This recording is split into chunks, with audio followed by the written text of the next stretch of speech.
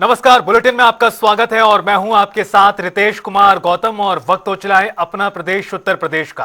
कानपुर में महिला सम्मेलन का आयोजन किया गया, जिसमें सूबे के सीएम योगी आदित्यनाथ शामिल हुए। बता दें कि सम्मेलन में बीजेपी की यूपी और उत्तराखंड की महिला विधायक शामिल हुई। इस दौरान सीएम योगी ने कहा, भारतीय जनता पार्टी की सरकार में महिलाओं के सशक्तिकरण पर जोर दिया जा रहा है। और आधुनिक लोकतंत्र दुनिया में बाद में आया होगा। भारत में लोकतंत्र और गणतंत्र की शुरुआत ईस्वी से 600 वर्ष पूर्व वैशाली से प्राप्त होते हैं। इसके प्रमाण आज भी मौजूद हैं। उससे भी अलग अगर आप ऐतिहासिक पृष्ठभूमि में जाएंगे तो बहुत अलग अलग कालखंड में सब देखने को मिला। यानी अगर भारत दुनिया का सबसे बड़ा लोकतंत्र है तो भारत दुनिया का सबसे प्राचीन लोकतंत्र भी रहा है। भारत एक देश ऐसा है जिसने जब 1952 में अपना पहला चुनाव किया तो अगर पुरुष उसमें वयस्क मतदाता के रूप में अपने मत का प्रयोग कर सकता था तो महिलाओं को भी उसी समय 1952 में ही अपने मत को देने का पूरा अधिकार प्राप्त हुआ था। जबकि दुनिया के तमाम ऐसे देश, इंग्लैंड में हमसे बाद में मिला। याद रखना, जो अपने को आधुनिक देश कहते हैं, उन देशों में और दुनिया के तमाम अन्य देशों में महिलाओं को मताधिकार की ताकत भारत से बहुत बाद में प्राप्त हुआ है। यानी भारत इस मामले में दुनिया से बहुत आगे है। और आगे जाते जाते आज भारत जिस दिशा में आगे बढ़ चुका है वह एक बहुत कुछ किए जाने की आवश्यकता है। लेकिन मेरा कहना है कि समाज की व्यवस्था में महिला और पुरुष, नर और नारी दोनों मिलकर के एक व्यवस्था का संचालन करते हैं। दोनों अलग अलग। और चलिए बुलेटिन में आगे बढ़ते हैं, रुख करते हैं इस वक्त की एक बड़ी जानकारी का। बड़ी खबर महाकुंभ से जुड़ी हुई।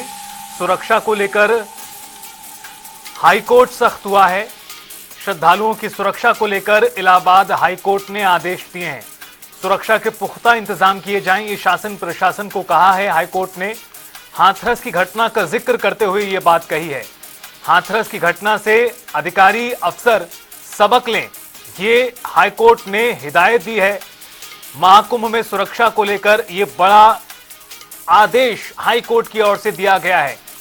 गौरतलब है कि हाथरस में भगदड़ में 100 से ज्यादा लोगों की मृत्यु हुई थी और उन तमाम इस तरह के घटनाओं, हादसों से सबक लेने की हिदायत हाईकोर्ट ने दी है। सुरक्षा को लेकर हाईकोर्ट सख्त हुआ और कहा कि श्रद्धालुओं की सुरक्षा में किसी तरह की कोई कोताही ना हो। श्रद्धालुओं की सुरक्षा पुख्ता इंतजाम किए जाएं, यह हाईकोर्ट ने आज कहा है। उधर बसपा सुप्रीमो मायावती ने सोशल मीडिया प्लेटफॉर्म एक्स पर पोस्ट कर मौजूदा सरकार को घेरा। साथ ही लिखा, और क्या कुछ लिखा है आइए आपको दिखाते हैं। करने के लिए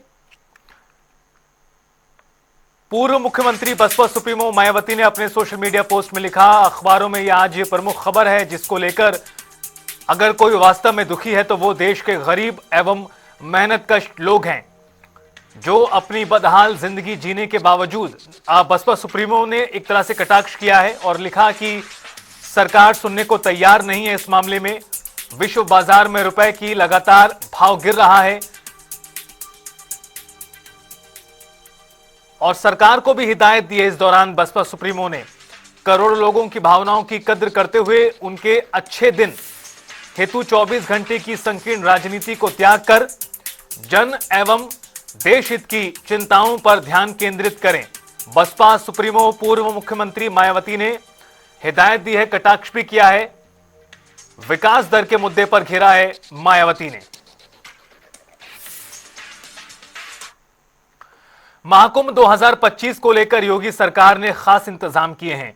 10,000 से ज्यादा श्रद्धालुओं के ठहरने की व्यवस्था है। करीब 1100 स्थायी और अस्थायी शौचालयों का निर्माण किया गया है। 24 घंटे 2000 कर्मी साफ सफाई करते नजर आएंगे। आपको बता दें कि इंतजाम पहले के आयोजित कार्यक्रमों से, कुंभ महाकुंभ से कई गुना बेहतर इस बार किए गए हैं। इस बात को सुनिश्चित करने के लिए लगातार खुद मुख्यमंत्री योगी आदित्यनाथ ने मोर्चा संभाला हुआ है। दिव्य, भव्य और डिजिटल महाकुंभ 2025 का होने जा रहा है, जिसकी शुरुआत अगले सप्ताह से होने वाली है 13 तारीख से। और महाकुंभ में इस बार 40 करोड़ श्रद्धालुओं के आने का अनुमान जताया गया है। इसके मद्देनजर किस तरह की व्यवस्थाएं की जाएं, उस लिहाज से इस वक्त की बड़ी अपडेट आपको बता दें। खास इंतजामों में जो सबसे जरूरी चीजें हैं आने वाले श्रद्धालुओं के लिए, पानी की, शौचालयों की, इन तमाम व्यवस्थाओं को जांचा परखा जा रहा है। और लखनऊ से हमारे संवाददाता अनूप कुमार सिंह हमारे साथ जुड़ गए हैं ज्यादा बातचीत के लिए। अनूप, अगले सप्ताह से महाकुंभ की शुरुआत हो रही है। करोड़ों लोगों के, श्रद्धालुओं के आने का अनुमान जताया गया है। खुद मुख्यमंत्री ने मोर्चा संभाला हुआ है। किस तरह के खास इंतजाम किए गए हैं आने वाले श्रद्धालुओं के लिए? देखिए, अयोध्या में पिछले साल 22 जनवरी को प्राण प्रतिष्ठा हुई थी। उसी को लेकर एक साल अब तक पूरा हो रहा है और इसी वजह से 11 तारीख से लगातार कार्यक्रम वहां पर अयोध्या में है, राम की नगरी में।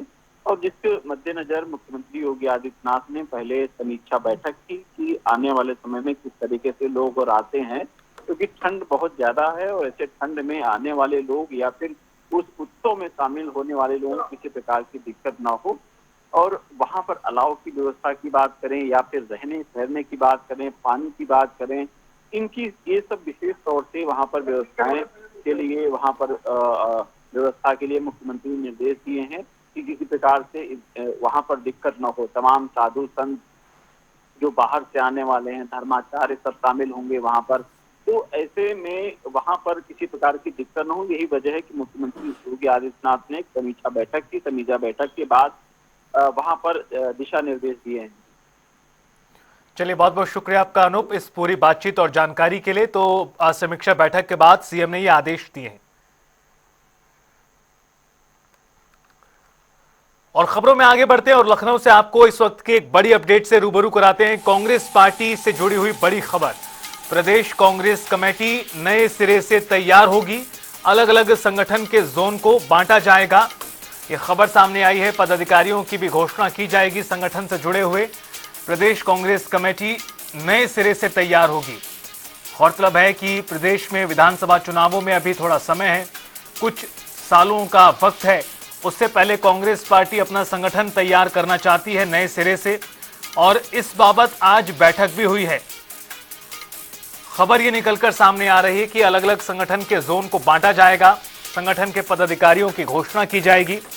देश का सबसे बड़ा सूबा राजनीतिक लिहाज से, और यहां पर कांग्रेस पार्टी लंबे समय से हाशिए पर है, और यहां पर संगठन खड़ा होना कांग्रेस के लिए जरूरी है आगामी चुनावों के मद्देनजर।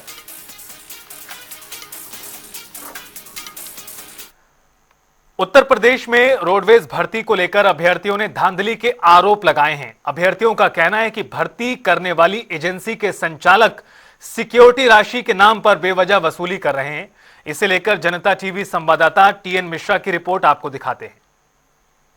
यूपी रोडवेज में इन दिनों कंडक्टरों की भर्ती की जा रही है, ऐसा जो है लोगों का मानना है। बड़ी तादाद में लोग प्रदेश के कोने कोने से लखनऊ आकर के एक बिप्स एजेंसी यहाँ पहुंचे, लेकिन स्थिति क्या है कि जो नियम कानून को ताक पर रखा एजेंसी भर्ती कर रही है। तमाम युवा यहाँ मेरे साथ मौजूद, मैं उन्हें जानूं क्या दिक्कतें हैं। बताइए साहब। 31,000 रुपये मांग रहे हैं और न कोई रसीद वगैरह दे रहे हैं, जबकि सिक्योरिटी 15,000 बताई गई है, पता चला है। और ये कह रहे हैं कि अगर 31,000 नहीं दिए जाएंगे तो कोई भी लेटर, जॉइंट लेटर, आगे की कार्रवाई नहीं की जाएगी। और 4 रुपये सर, कोई रसीद नहीं दे रहे हैं, कुछ भी नहीं दे रहे हैं सर। 31,000 रुपये मांग रहे हैं। हमने बोला कि हमें कोई रसीद तो दीजिए, कि रसीद नहीं मिलेगी, आपको लेटर मिलेगा। बस वो इंग्लिश में लेटर दे देते हैं एक, और चले जाइए, 3 दिन के बाद कॉल आएगा आपके पास। 31,000 रुपये मांग रहे हैं साहब, कोई भी स्लिप नहीं दे रहे हैं, कोई रसीद नहीं दे रहे हैं। उसके बाद में साहब और हम सिकंदरा के पास प्रदन नगर से आए हैं। क्या हुआ? वो मतलब 31,000 रुपये मांग रहे हैं। हाँ, तो देखिए, ये तमाम अभ्यर्थी, इनके अभिभावक भी यहाँ आए हुए हैं और इन लोगों से तमाम लोग अंदर भी इस समय हैं। तो 31,000 रुपये मांगा जा रहा है। जबकि अभी जो है परिवहन निगम के अफसरों से बात की गई तो उनका कहना है कि 15,000 सिक्योरिटी जो है एक बार जमा की जाती है, जिसकी रसीद दी जाती है, और जब नौकरी मिल जाएगी तो 5-5 हजार 2 बार किस्तों में इनसे काटे जाएंगे जब इनको सैलरी मिलेगी। तो ये तो नियम की बात हुई, लेकिन जहाँ ये विप्स एजेंसी की बात है तो एजेंसी का इन लोग आरोप भी बदसलूकी भी कर रहे हैं लोगों से। जी सर, कह रहे हैं वो मांग रहे हैं वो, अगर पैसे नहीं अगर हम देते हैं तो हमारा कोई काम ही नहीं होगा, आगे के लिए काम रोक दिया गया, टेंशन खत्म। क्या बदसलूकी भी कर रहे हैं लोगों से? हाँ, बात करने का कोई एक कुत्ते से तब भी एक अपना जो कुत्ते का मालिक होता है वो तब भी अच्छी तरीके से बात करता है ना। तो एक महिला बैठी हुई है और एक दो जेंट्स हैं, तो बात करने का कोई मैनर्स ही नहीं है साहब, ऐसा व्यवहार किया। तो ये भी आरोप है कि जो है संचालक एजेंसी के हैं, जिनको लोगों को तहजीब से बात करना चाहिए, तहजीब का शहर है लखनऊ, लेकिन यहाँ जो बाहर से लोग आए हैं उनसे बदतमीजी से बात भी की जा रही है। इससे लोग तमाम परेशान भी हैं। और इस मामले को लेकर के जब अफसरों से बात की गई तो उनका सीधा तो कहना है एजेंसी का चयन उन्होंने जरूर किया है, लेकिन आगरा बीपी अग्रवाल आगरा के जो आ रहे हैं उनका कहना था कि हमने चयन किया है, लेकिन एजेंसी को ऐसे कोई निर्देश नहीं है कि बिना रसीद को कोई पैसा ले और जो है लोगों से बदतमीजी करे। तो उन्होंने सीधा कहा है कि एजेंसी से बात की जाएगी और उसके बाद फिर एक्शन भी लिया जाएगा। करना पसंद रियाद के साथ TN मिश्रा, जनता TV, लखनऊ। उधर आपको बता दें, हापुड़ से बड़ी खबर सामने आई है, जहां पर शराब के नशे में सरकारी स्कूल के शिक्षक नजर आए हैं। बताया जा रहा है कि गिलास सिर पर रखकर एक गाने का डांस स्टेप किया जा रहा था। नशे की हालत में फिल्मी गाने पर डांस कर रहे थे मास्टर जी। और मलकपुर गांव के विद्यालय में प्रधानाध्यापक हैं, रील बनाकर सोशल मीडिया पर उसे पोस्ट किया है। BSA हापुड़ पर भी सवाल उठ रहे हैं। बड़ी खबर, बड़ी जानकारी हापुड़ से, जहां शराब के नशे में टीचर का वीडियो वायरल हुआ है। नशे की हालत में फिल्मी गाने पर डांस करते हुए ये तस्वीरें, ये वीडियो वायरल हुआ है, जिसको लेकर खबर आई है। मलकपुर गांव के प्रधानाध्यापक से जुड़ा ये पूरा प्रकरण और सवाल BSA पर भी उठ रहे हैं इस पूरे मामले को लेकर।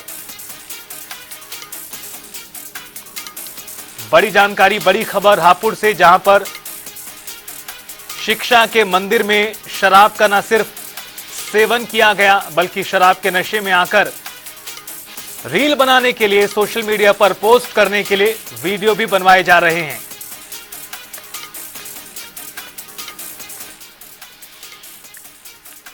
अमन त्यागी हमारे संवाददाता हमारे साथ जुड़ गए हैं और ज्यादा जानकारी के लिए इस मामले पर। अमन, ये क्या कुछ पूरा मामला है? बताया जा रहा है कि स्कूल में एक टीचर शराब के नशे में पाए गए हैं, उनका वीडियो भी वायरल हुआ है।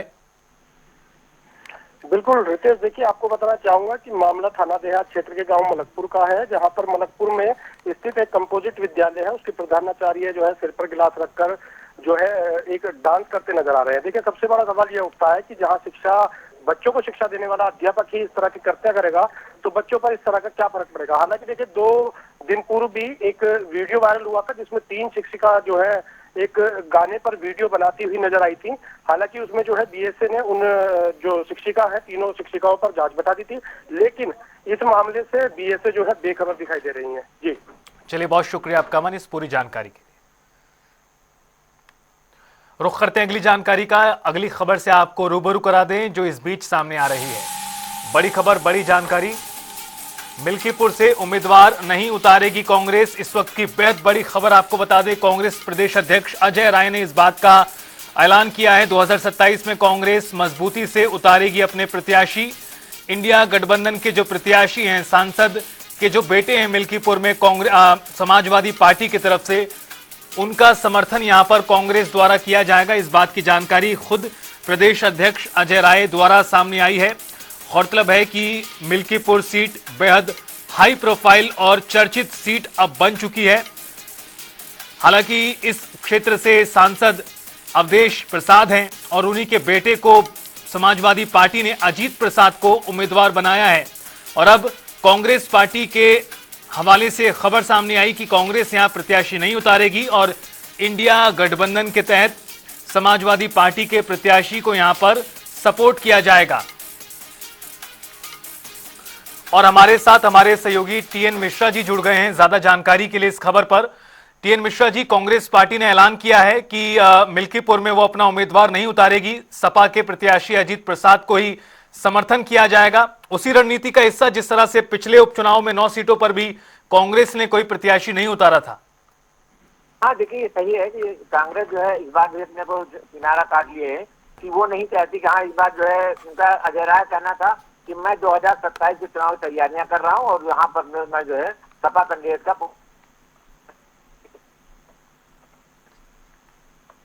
आवाज पहुंच रही है सर आप तक? जी आ रही है आपकी आवाज? हाँ जी, बात पूरी करें।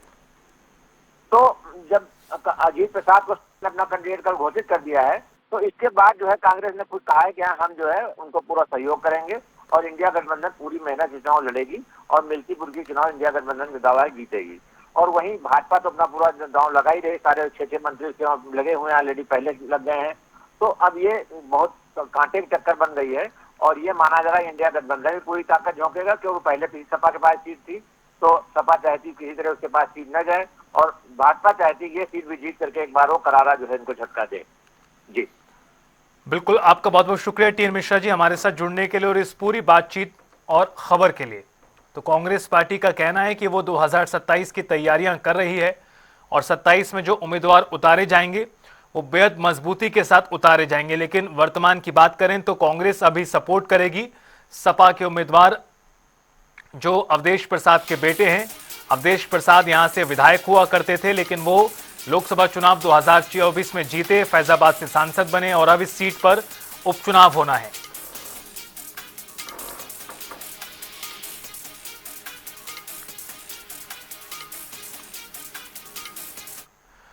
और चलिए बुलेटिन में आगे बढ़ते हैं और रुख करते हैं तमाम खबरों का फटाफट अंदाज में। फतेहपुर में गिट्टी लदा डंपर अनियंत्रित होकर पलटा, हादसे में चालक गंभीर रूप से घायल, अस्पताल में भर्ती। गोरखपुर में जीआरपी ने 3 शातिर चोरों को किया गिरफ्तार, चोरी की 6 बाइक और अवैध हथियार बरामद, आगामी कार्रवाई जारी। आगरा में कपड़ा व्यवसायी पर ताबड़तोड़ फायरिंग, घटना कैमरे में कैद, पुलिस को मौके से पिस्टल के खाली कारतूस और एक जिंदा कारतूस बरामद हुआ। गाजीपुर में प्रतियोगी भर्ती परीक्षा में सॉल्वर गिरफ्तार, भारी संख्या में सिम डिवाइस वाईफाई राउटर बरामद, पुलिस कर रही तफ्तीश। आजमगढ़ में चार्ज लेते ही एक्शन में डीआईजी, यूपी पुलिस भर्ती बोर्ड का किया निरीक्षण, अधिकारियों को दिए जरूरी दिशा निर्देश। मेरठ में भाजपा नेता राकेश टिकैत ने सैकड़ों किसानों के साथ जिला मुख्यालय का किया घेराव, प्रदर्शन कर निकाला पैदल मार्च। संत कबीर नगर में शादी का झांसा देकर युवती के साथ दुष्कर्म का मामला, युवती ने पुलिस को दी तहरीर, आरोपी हिरासत में। फतेहपुर में पुलिस ने 4 गांजा तस्करों को गिरफ्तार किया, आरोपियों के पास से भारी मात्रा में गांजा, तमंचा और कारतूस बरामद। शाहजहांपुर में पत्रकार की हत्या को लेकर पत्रकारों ने सौंपा ज्ञापन, परिवार के लिए 1 करोड़ रुपए मुआवजे की मांग। मैनपुरी में फांसी से लटका मिला युवक का शव, हलवाई की दुकान पर करता था काम, दुकान संचालक पर ही हत्या का आरोप। सहारनपुर में साइबर ठगी के चलते युवती ने की आत्महत्या, परिवार वालों की आरोपियों के खिलाफ कार्रवाई की मांग। मुजफ्फरनगर में नगरपालिका चेयरमैन ने किया सफाई अभियान का निरीक्षण, व्यापारियों की शिकायत पर निस्तारण का आश्वासन। बदायूं में टाटा मैजिक और कार की टक्कर, मैजिक सवार 2 लोग चोटिल, पुलिस कर रही है जांच। बाराबंकी में जमीनी विवाद में छोटे भाई ने की बड़े भाई की हत्या, गांव में अफरा तफरी। कासगंज में बरगद के पेड़ में उतरा करंट, युवक की दर्दनाक मौत, युवक की मौत से परिवार में कोहराम। बांदा में संदिग्ध परिस्थितियों में मिला युवक का शव, परिजनों ने जताई हत्या की आशंका। गाजीपुर में पत्रकार मुकेश की हत्या को लेकर निकाला गया मौन जुलूस, पत्रकार संगठनों ने सुरक्षा कानून की मांग। फर्रुखाबाद में किसानों के साथ घटतौली के खिलाफ भाकियू ने खोला मोर्चा, भाकियू नेताओं ने घटतौली को लेकर आक्रोश किया। बुलंदशहर में उपभोक्ताओं के घर से मीटर ले गए बिजली कर्मी, बिजली बिल भुगतान न करने का मामला। आगरा में पेठा व्यवसायी के परिवार ने अपनी बेटी को जूना अखाड़े के लिए दिया दान। डौकी थाना क्षेत्र के गांव का रहने वाला था परिवार। मिर्जापुर में ख्वाजा इस्माइल चिश्ती की दरगाह में मेले का आयोजन। हिंदू मुस्लिम सौहार्द का प्रतीक बना मेला। महोबा में अज्ञात कारणों के चलते युवक ने लगाई फांसी। सूचना पर पहुंची पुलिस। आगरा में कच्चे तेल से भरा हुआ ट्रक अनियंत्रित होकर पलटा। चालक परिचालक गंभीर रूप से घायल। मुजफ्फरनगर में जिला बार एसोसिएशन चुनाव के लिए मतदान। बार संघ के एडवोकेट ने अपने अपने प्रत्याशियों के समर्थन में किया मतदान। मुजफ्फरनगर में भाकियों ने किया प्रदर्शन। कई मुद्दों को लेकर बोला धरना। रायबरेली में फिरौती के लिए युवक के अपहरण के बाद हत्या। 4 दोस्तों ने घटना को दिया अंजाम। एटा में विधायक मारहरा वीरेंद्र सिंह ने किया राष्ट्रीय सड़क सुरक्षा माह का शुभारंभ। वाहन को दिखाई हरी झंडी। भदोही में आगामी महाकुंभ को लेकर पुलिस प्रशासन अलर्ट। सुरक्षा यातायात के लिए पुलिस ने किए कड़े इंतजाम। और फिलहाल इस बुलेटिन में इतना ही। वक्त तो चला एक ब्रेक का। आप देखते रहिए जनता टीवी।